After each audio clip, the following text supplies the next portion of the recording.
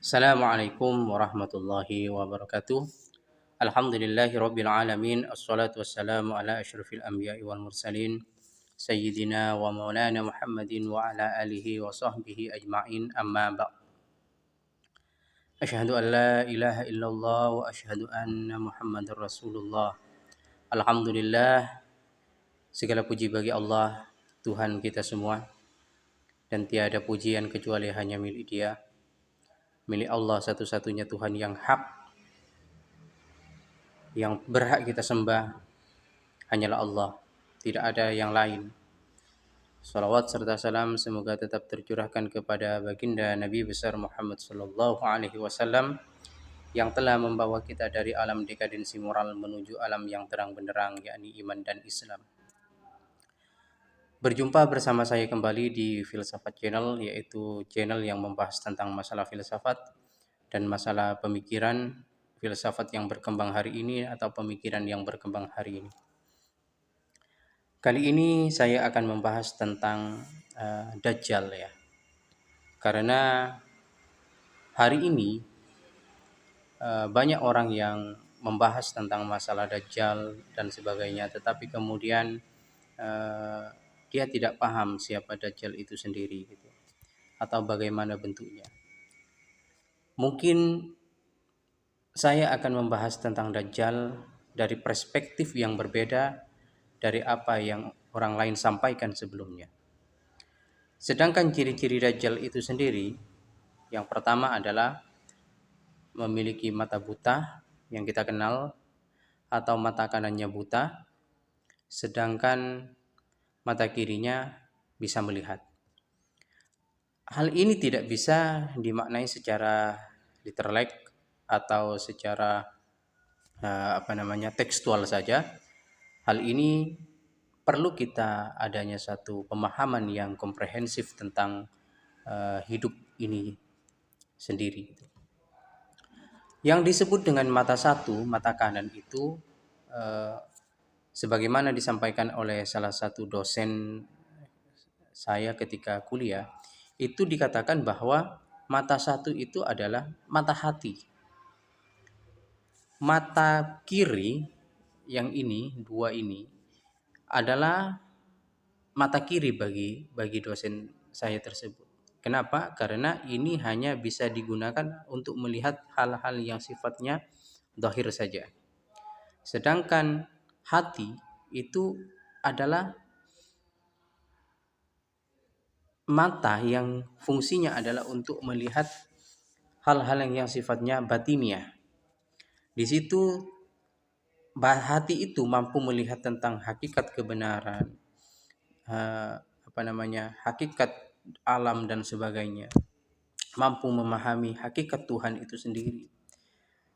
Nah, itu hati. Ketika hati itu buta, maka dia akan kehilangan fungsi-fungsi tersebut.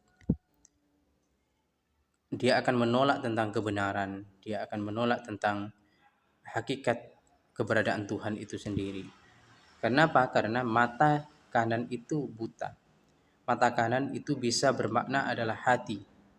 Hati sebagai cara untuk melihat tentang satu kebenaran yang paling jujur. Mata kita ini masih bisa berbohong. Contoh saya contohkan ya. Ketika kita melihat langit, birunya langit itu adalah ketidakmampuan dari indera mata kita untuk menangkap warna yang sesungguhnya apa yang ada di sana. Maka yang tertangkap itu hanyalah warna biru, padahal langit itu tidak berwarna biru. Hakikatnya seperti itu.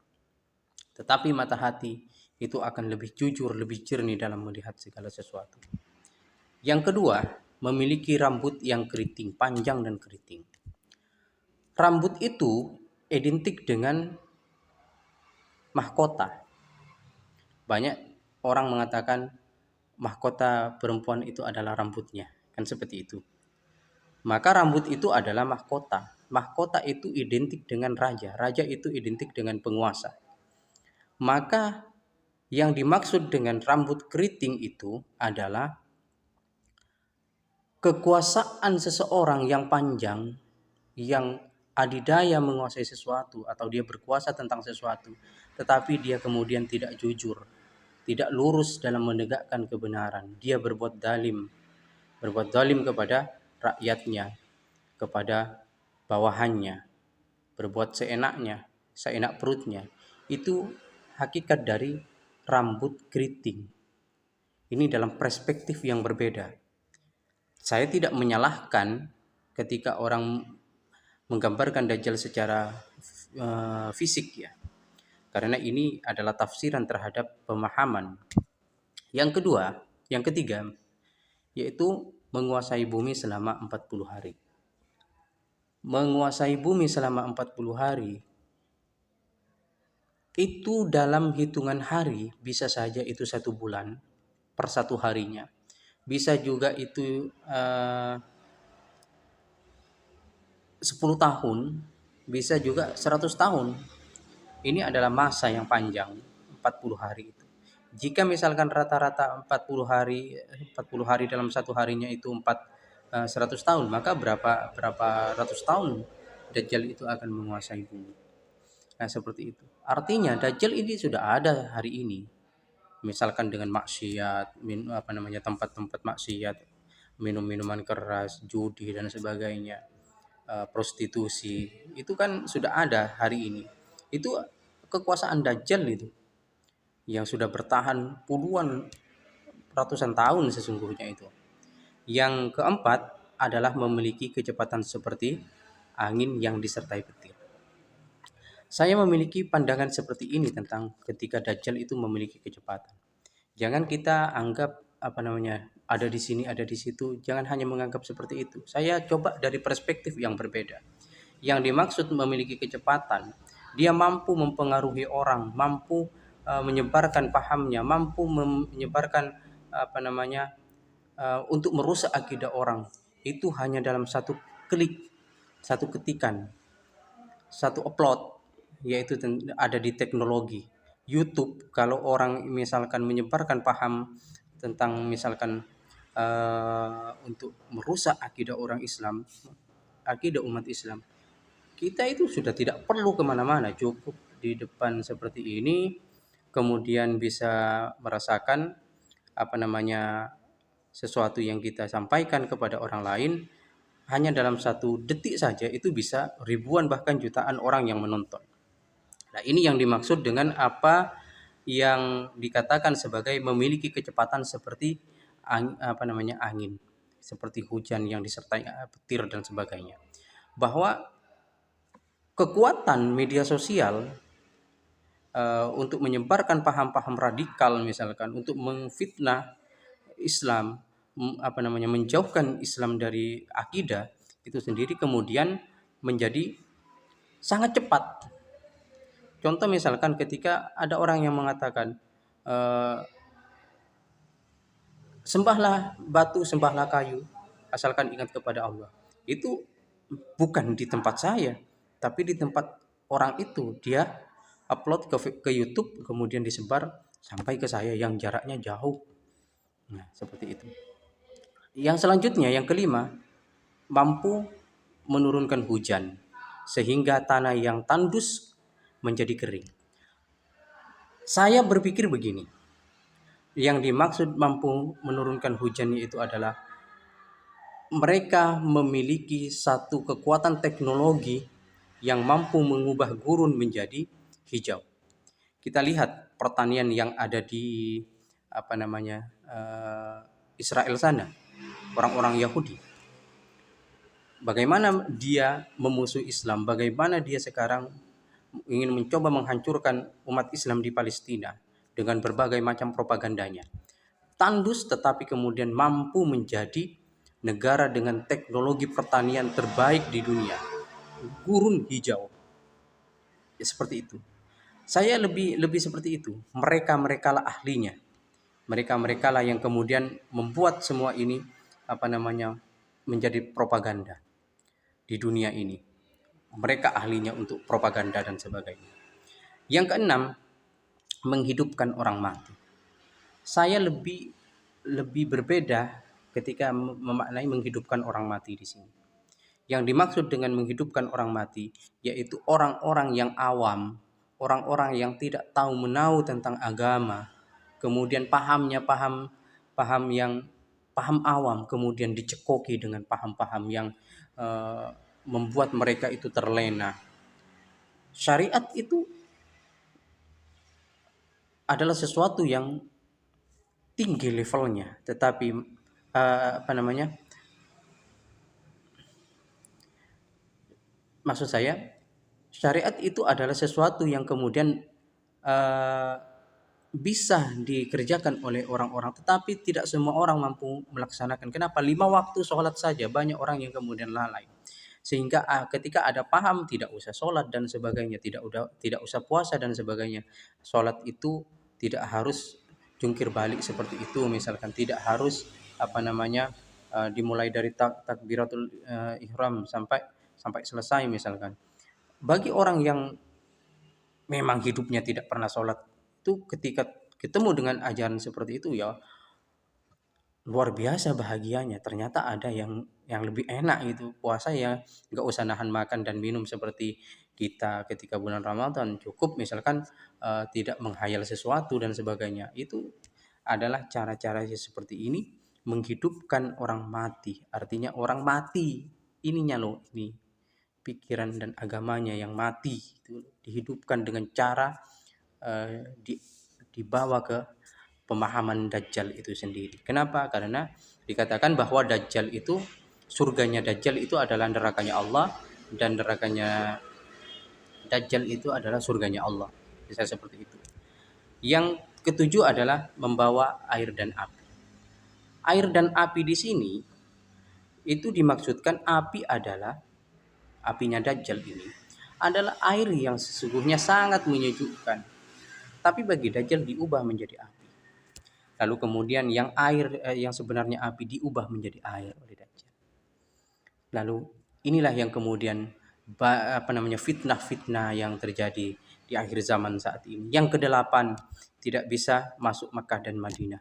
Mungkin ini adalah paham-paham seperti ini memang dari dulu mereka di sana adalah orang-orang yang dekat dengan sesuatu tempat yang suci yang dijaga oleh Allah, sehingga orang-orang yang di sana hatinya sudah dekat dengan Allah. Wallahu alam. Tetapi kemudian bagaimana cara kita untuk menghindarinya misalkan? Ya untuk menghindarinya ya dengan cara kita selalu bertafakur kepada Allah, selalu beristighfar kepada Allah, meminta dan memohon kepada Allah agar dijauhi dari uh, godaan Dajjal itu sendiri. Di dalam salah satu hadis misalkan yang diriwayatkan oleh Ibnu Hibban misalkan, yang berbunyi man hafidha asyara ayatin min awwali suratil kahfi usima min dajjal. Arti yang memiliki arti barang siapa yang membaca 10 surah pertama atau terakhir di surat Al-Kahfi, maka dia akan dilindungi dari fitnah Dajjal itu sendiri. Hadis riwayat Ibnu Hibban. Nah, ini yang kemudian harus kita pahami bersama, bahwa Dajjal itu adalah sesuatu yang senantiasa menyebarkan fitnah kepada kita semua agar kita hilang kesadaran kita, tidak percaya lagi sama apa yang disampaikan oleh Nabi Muhammad SAW. Bahkan terkadang Dajjal itu akan mengaku dirinya sebagai Tuhan. Nah, namun yang perlu kita pahami lagi apa yang terkait dengan Dajjal itu sendiri. Maka pada prinsipnya Dajjal itu adalah orang yang senang melihat orang yang memiliki akidah tentang tauhid itu hancur. Banyak Dajjal itu pintar, bukan orang bodoh gitu. Dajjal itu pintar, dia mampu membawa paham-paham agama yang berbeda dari apa yang diajarkan oleh Rasulullah. Dia membawa fitnah agama dipelintirkan dan sebagainya, paham Ahlus Sunnah wal Jamaah dipelintirkan dan sebagainya. Ini adalah bagian dari Dajjal itu sendiri.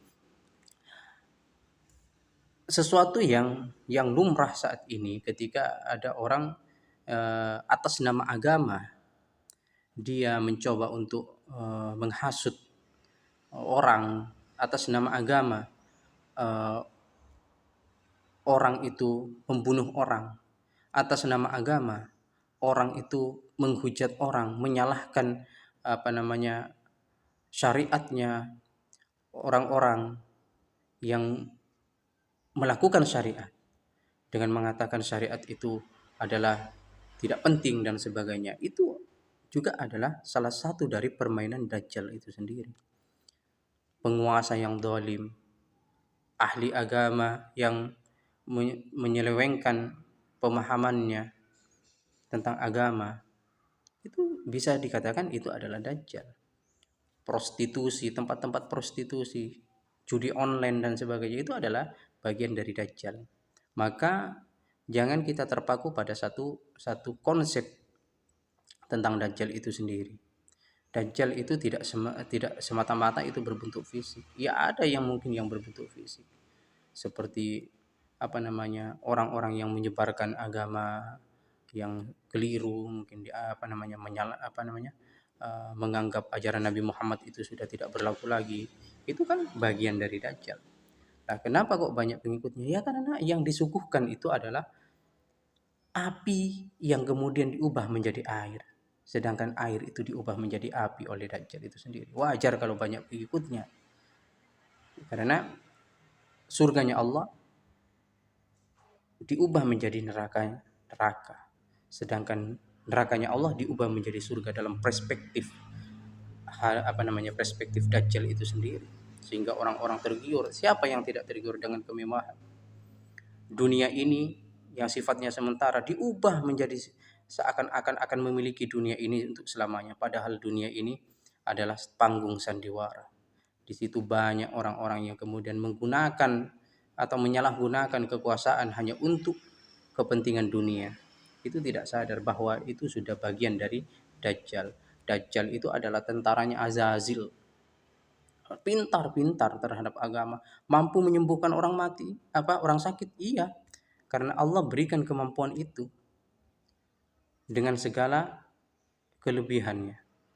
Iya, maka jangan heran kalau ada orang misalkan mampu menyembuhkan orang mati, nggak pernah sholat misalkan, nggak pernah puasa, mampu menyembuhkan orang sakit misalkan. Ya itu bagian dan kelebihan yang telah Allah berikan baginya. Untuk apa? Untuk menguji iman kita sebagai orang Islam. Nah, cukup sekian. Mungkin ini yang bisa saya sampaikan. Mudah-mudahan ada guna dan manfaatnya. Kita bisa memahami Dajjal dari perspektif yang berbeda. Mudah-mudahan ini menjadi ilmu yang bermanfaat bagi kita semua. Akhirul kalam. Assalamualaikum warahmatullahi wabarakatuh. Allahumma salli ala Muhammad. Allahumma salli ala Sayyidina Muhammad. Allahumma salli ala Sayyidina Muhammad wa ala ali Sayyidina Muhammad.